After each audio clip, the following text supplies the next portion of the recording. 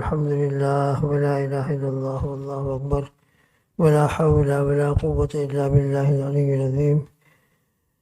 سبحان الله وبحمده عدد خلقه ورضا نفسه وزنة عرشه ومداد كلماته.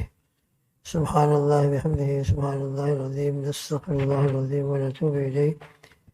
الله أكبر الله أكبر الله أكبر لا إله إلا الله والله أكبر الله أكبر كبيرا والحمد لله كثيرا وسبحان الله بكرة وأصيلا وسبحان الله حين تمسون وحين تصبحون وله الحمد في السماوات والأرض وعشيا وحين تظهرون. يخرج الحي من الميت ويخرج الميت من الحي ويحيي الأرض بعد موتها وكذلك تخرجون. رضينا بالله ربا وبالإسلام دينا وبمحمد صلى الله عليه وسلم نبيا ورسولا. الحمد لله رب العالمين عدد خلقه ورضا نفسه وزنة عرشه ومداد كلماته. سبحان الله بحمده عدد خلقه ورضا نفسه وزنة عرشه ومداد كلماته. الحمد لله الذي تواضع كل شيء لعظمته. الحمد لله الذي ذل كل شيء لعزته. الحمد لله الذي خضع كل شيء لملكه. ونشهد أن لا إله إلا الله وحده لا شريك له إله واحد أحد صمد لم يتخذ صاحبة ولا ولدا ولم يكن له كفوا أحد. ونشهد أن سيدنا ونبينا ومولانا محمد عبده ورسوله صلوات الله وسلامه على سيد الأولين والآخرين إمام الأنبياء والمرسلين قائد القوم المهجرين سيدنا محمد وعلى آله وأصحابه وأزواجه وأتباعه أجمعين وبارك وسلم تسليما كثيرا كثيرا. أما بعد. اللهم صل على محمد وعلى آل محمد كما صليت على إبراهيم وعلى آل إبراهيم إنك حميد مجيد. اللهم بارك على محمد وعلى آل محمد كما باركت على إبراهيم وعلى آل إبراهيم إنك حميد مجيد. اللهم صل على سيدنا محمد وآله وصحبه وسلم بعدد ما في جميع القرآن حرفا وبكل حرف ألفا ألفا. بزرگان محترم، یہ رمضان کا مہینہ، رمضان اور قرآن، شہر رمضان الذی انزل فیہ القرآن.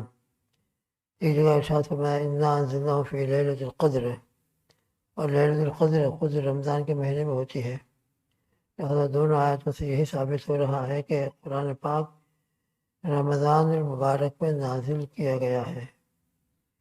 اور یوں کہنا چاہیے کہ رمضان میں جو برکت ہے اور جو اس کے انوارات ہیں، یہ قرآن پاک کی برکت ہی سے ہے. قرآن اللہ کا کلام ہے، اور اللہ کا کلام تمام کلاموں سے سب سے بہتر، سب سے افضل، سب سے اعلیٰ، سب سے برتر، سب سے بلند ہے. اس سے بڑھ کر ہمارا ایمان یقیناً ہے کہ پوری کائنات کے اندر آج تک انبیاء علیہ السلام نے کیا کیا حکمت کی بات ہے ارشاد فرمائے. علماء، صلحاء، مشائخ، عارفین، اور نہ معلوم کن کن لوگوں نے کیا کیا باتیں ارشاد فرمائی ہے، لیکن ان تمام کے کلام اور ان تمام کی باتوں سے اعلیٰ اور افضل اور ہر اعتبار سے بلند بالا اللہ کا کلام ہے. لیکن اللہ سب سے بڑے ہیں، لہذا ان کا کلام بھی سب سے اونچا. اللہ احکم الحاکمین ہے.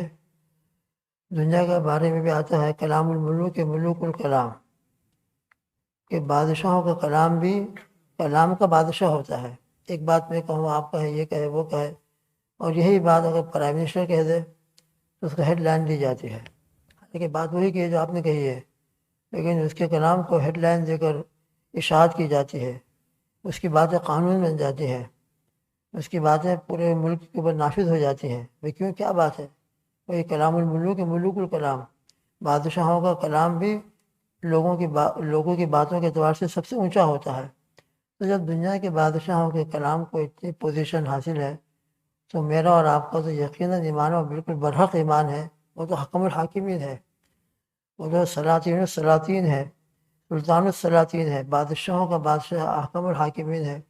تو ان کا کلام کتنا اعلیٰ، کتنا برد اور کتنا بلند ہوگا. لہذا سورہ فاتحہ سے لے کر والناس تک ایک ایک آیت ہمارا ایمان ہے کہ سب سے اعلیٰ درجہ ہے. لہذا سب سے جب اعلیٰ کلام ہے تو یہ سب سے اعلیٰ کلام ماہ مبارک میں نازل کیا گیا. تو یہ ماہ مبارک بھی قرآن مجید کی نسبت سے سب مہینوں میں اعلیٰ ہو گیا. تمام دنوں کے اندر، تمام مہینوں میں سب سے بلند بالا مہینہ یہ رمضان کا بن گیا. نبی کریم صلی اللہ تعالیٰ وسلم پر یہ قرآن مجید نازل کیا گیا، تو قرآن مجید نازل ہونے کی برکت سے تمام انبیاء علیہ السلام میں سب سے اعلیٰ مقام، سب سے بلند بالا مقام نبی کریم صلی اللہ تعالیٰ وسلم کا ہے۔ یہ قرآن مجید مکہ مکرمہ میں نازل ہوا، مدینہ منورہ میں نازل ہوا، تو میرا اور آپ کا ایمان ہے کہ پوری روئے زمین کے اندر سب سے برتر زمین برکتوں اور انوارات کے اعتبار سے بیت اللہ شریف، جہاں بیت اللہ ہے، جہاں نبی کریم صلی اللہ علیہ وسلم کا روضہ مبارک ہے، مکہ مکرمہ ہے، مدینہ منورہ ہے، جہاں یہ قرآن پاک کی آیتیں نازل ہوئی ہے، تو غرض ہے کہ قرآن پاک کی نسبت جس کے ساتھ لگ جاتی ہے وہ نسبت کی برکت سے سب سے اعلیٰ ہو جائے گا۔ اب میں اور آپ بھی اپنی نسبت کو قرآن پاک کے ساتھ لگا دیں گے، اور رات دن قرآن مجید کی تلاوت، قرآن مجید کا فہم، قرآن مجید سے ہدایت کا حاصل کرنا، قرآن مجید کو اپنا اوڑھنا بچھونا بنا لینا، اور جو ہم قرآن مجید کی تلاوت کے بعد دعا مانگتے ہیں، اللہم انی ساجدی فی قبری اللہم ارحمنی بالقرآن العظیم واجعلہ لی اماما، اے اللہ قرآن پاک کو میرے لیے امام بنا دیجئے، واجعلہ لی اماما ونورا، اور اس کو میرے لیے نور بنا دیجئے، ہدایت بنا دیجئے۔ اور پھر آگے آتا ہے وَارْزُقْنِي تِلَاوَتَهُ آنَاءَ اللَّيْلِ وَآنَاءَ النَّهَارِ، اور قرآن مجید کی تلاوت رات اور دن مجھ کو نصیب فرمائیے۔ تو میں بھی اور آپ بھی اور تمام امت کے افراد، مائیں بہنیں بھی جائزہ لے لیں، اپنے محاسبہ کر لیں کہ رمضان المبارک الحمدللہ جب سے شروع ہوا یقیناً ہر ایک کی زندگی کے اندر قرآن پاک کی تلاوت ہے، نہیں ہے تو آج سے شروع کر دیں۔ خدا نہ خاصہ خدا نہ کرے کسی وجہ سے نہ ہو سکی تو آج سے شروع کر دیں، بالکل پکا ارادہ، یقیناً ہوئی ہوگی، لیکن خدا نہ خاصہ کچھ حالات کی وجہ سے نہ شروع کر سکے ہوں تو جلدی سے جلدی شروع کر دیں، اور پھر اس نیت سے شروع کریں کہ یہ نسبت پوری زندگی ہم قائم رکھیں گے۔ رمضان المبارک میں تو یقیناً تلاوت کرنا ہے اور اس کو اپنی زندگی میں لانے کے لیے پورے ارادے کرنا ہے، لیکن رمضان کے بعد بھی پوری زندگی، لہذا میری اور آپ کی زندگی، میرا اور آپ کا ٹائم قرآن مجید کے ساتھ لگ جائے گا، نسبت لگ جائے گی، اہل قرآن بن جائیں گے۔ تو ایک حدیث فضائل قرآن میں آتی بھی ہے کہ اہل قرآن جو ہے اہل اللہ ہے، اہل قرآن خاص اللہ کی فیملی کے ممبر بن جاتے ہیں، خاص اللہ والے ہو جاتے ہیں۔ لہذا قرآن کے ساتھ جن لوگوں نے بھی اپنے آپ کو وابستہ کیا ہے وہ اعلیٰ اور بلند بالا اللہ کے مقرب اور محبوب بندے بن جاتے ہیں۔ ہمارے سلف صالحین کو یہی وجہ تھی کہ رمضان کے اندر بس قرآن اور رمضان، قرآن اور رمضان، یہ ان کا رات دن کا مشغلہ ہوتا تھا۔ بار بار ہم سنتے رہتے ہیں کہ امام ابو حنیفہ رحمۃ اللہ علیہ، ہم تو سوچ نہیں سوچتے نہ ہمارے اندر اتنی طاقت ہے، اللہ نے ان کو کیا طاقت دی تھی، کیا قوت دی تھی، کیا وقت میں برکت دی تھی۔ صبح سے شروع کرتے تھے شام تک ایک ختم پورا، رات کو ایک ختم پورا۔ امام ابو حنیفہ رحمۃ اللہ علیہ رمضان المبارک کے اندر 61 ختم، امام شافعی رحمۃ اللہ علیہ کا یہی حال۔ اور یہ تو خیر بزرگ سلف صالحین تھے، ہمارے زمانے کے قریب کے زمانے کے آج بھی ہوں گے انشاءاللہ، آج بھی دنیا کے اندر صلاح کی کمی نہیں ہوئی اور قرآن سے تعلق رکھنے والوں کی کمی نہیں ہے۔ مجھ کو اور آپ کو معلوم نہ ہو لیکن اللہ کے علم میں تو ہے کہ آج بھی دنیا میں کتنے لوگ ہوں گے جو یومیہ ڈیلی ایک قرآن پاک ختم کرتے ہوں گے۔ حضرت شیخ الحدیث جن کے ہاں فضائل قرآن ہے، ان کا معمول رمضان مبارک کے اندر پورا دن تلاوت کا۔ شاہ عبد القادر رائے رحمۃ اللہ علیہ، حضرت شیخ الہند رحمۃ اللہ علیہ، حضرت مولانا خلیل احمد صاحب مہاجر مدنی رحمۃ اللہ علیہ، سلف صالحین ہمارا اکابر علماء دیوبند، ان کا مشغلہ رمضان کے اندر خصوصی طور پر قرآن پاک کی تلاوت کا ہوتا تھا۔ ذکر اذکار بھی ہوتے تھے لیکن خصوصی طور پر قرآن پاک کی تلاوت کا ہوتا تھا۔ اس لیے اپنا ٹائم جتنا بھی ہو سکے ہم قرآن پاک کی تلاوت میں رمضان المبارک کے اندر استعمال کریں اور قرآن پاک کی تلاوت زیادہ سے زیادہ کرنے کی کوشش کریں اور قرآن پاک سے اپنا تعلق قائم کریں، تو ہی جب ہمارا رمضان انشاءاللہ اور برکت والا، رحمت والا، تجلیات والا، اللہ سے تعلق والا بنے گا۔ اور پھر روزے کے جو آداب ہیں ان کو پورے خیال کے ساتھ روزے کے آداب بجا لائے۔ قرآن مجید کے آداب، حضرت شیخ نے فضائل رمضان کے اندر، فضائل قرآن کے اندر قرآن مجید کے آداب بھی باقاعدہ بیان کیے ہیں۔ ایک بات مختصر طریقے سے ذہن میں رہے، یہ قرآن مجید اللہ کا کلام ہے۔ قرآن مجید کے اعتبار سے اللہ کے ساتھ ہماری دو نسبتیں ہیں، ایک محبت کی نسبت بھی ہے اور یہ کلام احکم الحاکمین، بادشاہوں کے بادشاہ کا کلام اس اعتبار سے بھی ہے۔ تو محبوبیت، اللہ ہم سب کے سب سے زیادہ بڑے محبوب ہے، اللہ سے زیادہ ہم کو کسی سے محبت نہیں۔ والذین آمنوا اشد حبا للہ، ایمان والے سب سے زیادہ اللہ ہی سے محبت کرنے والے ہیں، اور یقیناً یہ ہمارا ایمان ہے، سب سے زیادہ محبت اللہ کی ہمارے دلوں کے اندر ہونا ضروری ہے۔ تو محبوب کا کلام ہے۔ دنیا میں جس کو ذرا سے محبت سے تعلق ہوا ہو اور کسی سے محبت ہو گئی ہو، تو جب اس کا کوئی خط آ جاتا ہے، آج کل موبائل کے اندر ای میل آ گیا، ٹیکس آ گیا، تو جب تک وہ اپنے محبوب کے کلام کو پڑھ نہیں لیتا اس کو چین نہیں آتا، اور محبوبیت کے نتیجے کے اندر ایک مرتبہ نہیں 2 مرتبہ پڑھے گا، 2 مرتبہ نہیں، بعد مرتبہ 4 مرتبہ 10 مرتبہ پڑھے گا، تب بھی اس کو چین نہیں آئے گا۔ کھول کھول کر دیکھے گا بھائی کیا ہے، میرے محبوب کا خط ہے، میرے محبوب کا لیٹر آیا ہے۔ لہذا قرآن مجید ہمارے محبوب اللہ سبحانہ وتعالیٰ کی ذات عالی کا کلام ہے۔ اس نسبت سے بھی ہم قرآن پاک کو دیکھیں کہ میرے محبوب کا کلام ہے، تو بڑی محبت سے میں اس کو اپنی آنکھوں سے لگاؤں، سینے پر رکھوں، سر پر رکھوں، اور جب تلاوت کے لیے بیٹھوں تو بڑی محبت سے کہ میرے محبوب کا کلام میرے پاس ہے، میرا اللہ کا کلام میرے ہاتھ میں ہے۔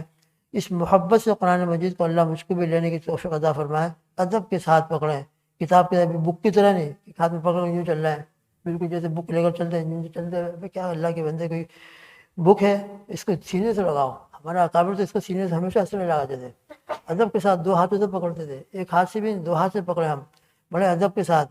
بلکہ حضرت شاہ وسیع اللہ صاحب رحمۃ اللہ فرماتے ہیں کہ قرآن مجید کو سر پر رکھو، قرآن مجید کو بوسہ دو، قرآن مجید کو اپنے سینے سے لگاؤ، اس کا دیکھنا بھی عبادت، اس کا سر پر رکھنا بھی عبادت، محبت کے ساتھ آپ اس کو چومیں گے، بوسہ دیں گے، یہ بھی عبادت، اور اس سے بھی آپ کے ایمان کے اندر انشاءاللہ ترقی ہوگی، اللہ سے قرب نصیب ہوگا اور قرب بڑھتا چلا جائے گا۔